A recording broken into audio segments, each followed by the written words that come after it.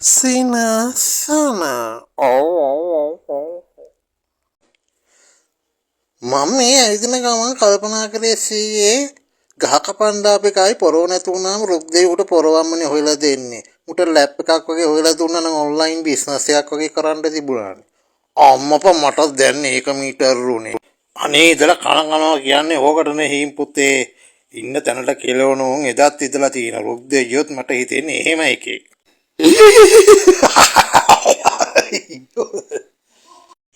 සීයා තරුණ කාලේ අපි වගේ ජිම් යන කොල්ලෝ එමෙ හිටියද?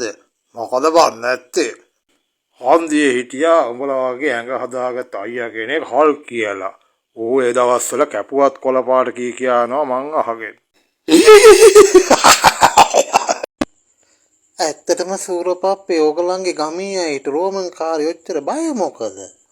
වෙදපප්පාගේ අරිෂ්ටේ තමයි ඉතින්. අපේ රටේ දකුණේ පවුලක් ඉන්නවා.